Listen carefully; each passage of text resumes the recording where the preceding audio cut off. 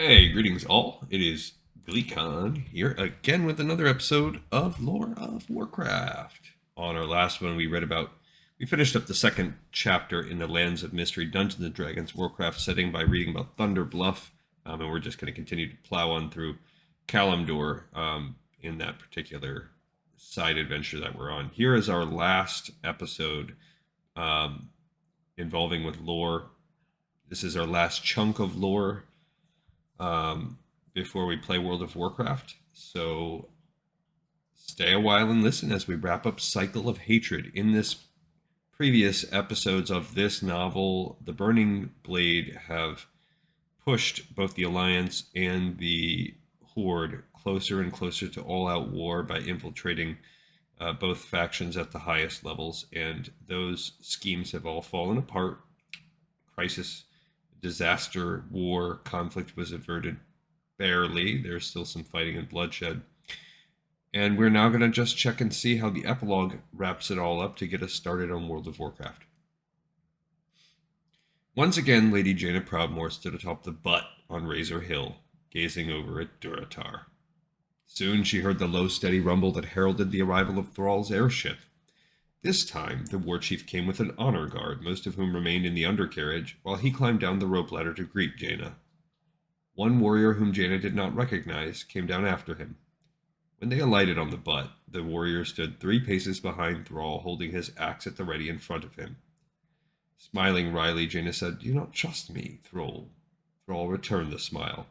"My own closet advisor betrayed me, Jaina. I think it's best if I remain alert at all times, and with someone watching my back."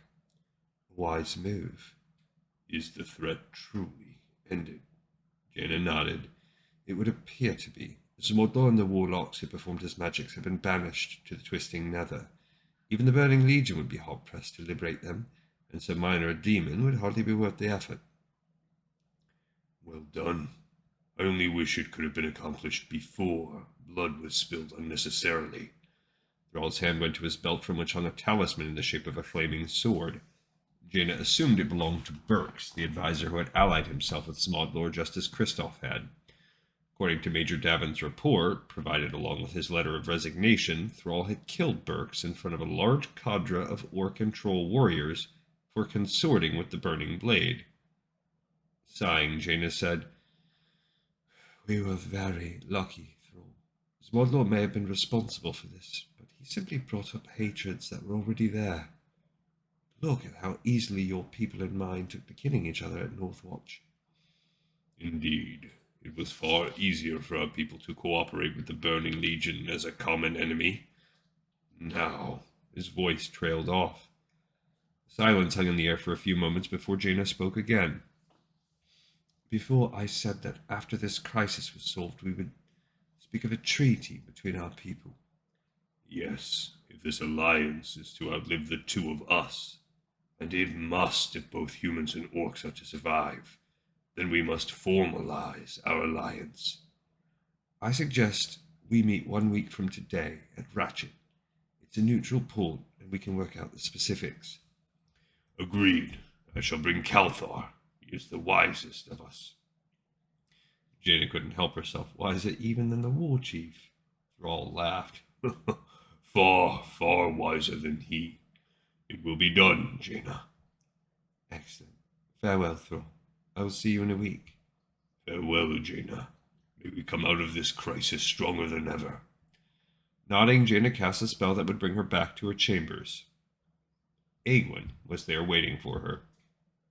It had taken the old woman a few days to awaken after she passed out in the cave, and Jaina had feared for a time that the Guardian would not recover at all. Jaina had barely had enough left in her to teleport the 3 of them to a spot a ways down on Dreadmist Peak, away from the mist. She could not take them any farther than that. Somehow she had dredged up enough to contact Theramore and have an airship come to fetch them. Although Jaina was fairly rugged when the dirigible rescued them, Aegwynn was as weak as a kitten, though fairly ragged. A hot meal and a nap and Jaina was fine. Aegwynn, however, needed a lot longer than that.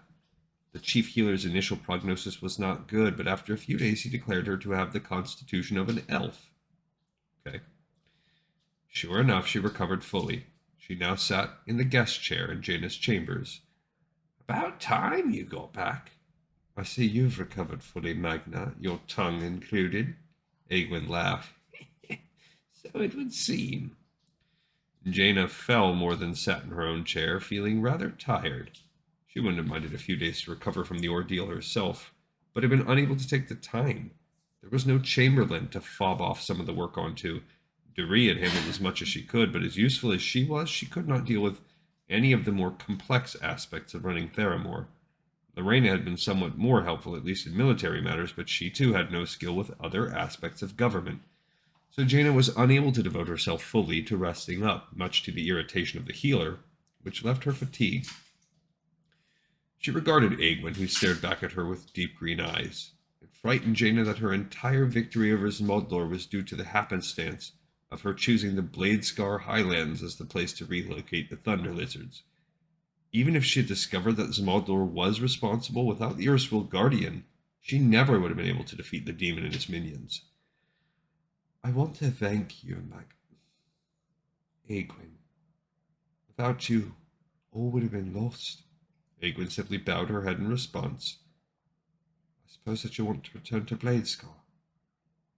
"Actually," Egwin said with a lone, small smile, "no." Jaina blinked. "No?" "I'd like to return, long enough to retrieve some things and pick from the garden one last time before the Thunder Lizards trample all over it. But I've been out of the world for far too long. I think it's time I started living in it again. Assuming that the world will have me at any rate." "Most definitely." Jaina sat up in her chair. She had hoped that Egwin would feel that way, but had not in her wildest dreams believed that those hopes would become reality. "As it happens, I have an opening for Chamberlain. It's a position that requires knowledge, insight, and a willingness to put me in my place and tell me off when I need it. I'd say you qualify in all regards, especially the last part." Laughing, Egwin said, "Yes, certainly, though the first two are arguable. Still, I suppose I gained some knowledge and insight in 1,000 years." She got to her feet. Jaina did likewise. Egwin held out her hand. "I accept." Returning the handshake, Jaina said, "Excellent. Thank you again, Egwin. You won't regret this." "No, but you might." Egwin broke the handshake and sat back down. "Here's my first piece of advice to you as your Chamberlain. Christoph was right. Smodlor was a minor demon. He didn't have the brains to come up with something like this." Jaina frowned. "I thought you said he started the Burning Blade." "Yes, but just as a means to cull souls. A plan of this complexity is far beyond him. You yourself said that Smodlor wasn't the only demon left behind after the Burning Legion was driven back." Knowing the answer to the question, Jaina felt the need to hear it from the Guardian's lips nonetheless. "What is it you're saying, Egwin?" "I'm saying, Jaina, that this is probably not the last we've heard of the Burning Blade." And as we know, that's true. They've infested areas throughout Kalimdor and beyond like cockroaches as we begin to play Classic.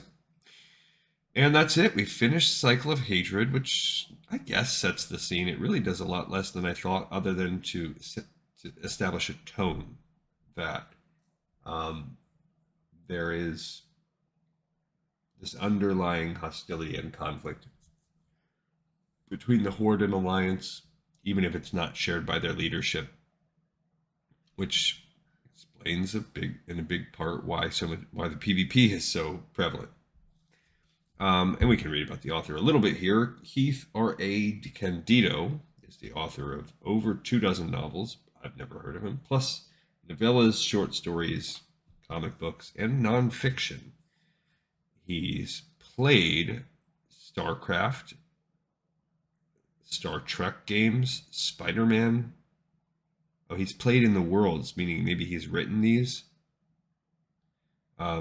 X-Men, Buffy, Serenity, Farscape, Andromeda, Resident Evil, Xena, and a whole lot more. He's also the author of the high fantasy police procedural Dragon Precinct,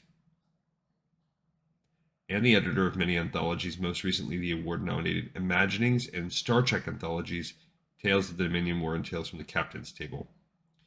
His work has journeyed to several bestseller lists and has received acclaim from Entertainment Weekly, Publishers Weekly, TV Zone, Starburst, Dreamwatch, Library Journal, and Cinescape, among others.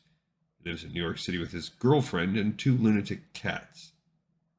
Find out too much about him at his official website. And he also has posts at LiveJournal, probably defunct, under Karatical. Or you can just straight up email him. Yeah, sounds like I'm surprised that his work is made bestseller lists and Entertainment Weekly, maybe because it's so tied into TV shows like Star Trek. But I don't think we are going to see him in other World of Warcraft or Warcraft universe things. Maybe we are. I don't know. Maybe we already have, and I just can't remember because it's been so minor. We did it. We have got through all lore, every single scrap of canon lore that sets us up for World of Warcraft. We will continue our side journey throughout. We'll do one more episode of that before we actually start playing World of Warcraft. But we are ready to go through Classic. I wouldn't say in its entirety, but all the way up to the first patch. So there is tons of content. There were 12 patches. So basically there were 12 chunks of content roughly every other month. So this really is just going to get us through the first 2 months of content of Classic, although what you call 2 months, like the second patch just was Christmas, the first Christmas patch of the game, and Maraudon and the Gurubashi Arena, for instance. Then the world bosses Azure Ghost and Lord Kazakh, and with Dire Maul is the next patch. But the fourth patch, world PvP, some things, just PvP updates, and epic quests, which I don't know that those still exist. They might, in which case we'll have to take some epic quests out. But I think only Priest and Hunter got those. I don't know, something like that. So just little things. It's 1 or 2 little things. There's a patch, just an instance or 2 each one. Okay, cool. Thank you all so much for watching and listening to this show. I hope that you enjoyed it. I hope you enjoyed this novel. It was decent. But this one's in the pipe, 5x5. And I look forward to seeing everybody next time on Lore of Warcraft.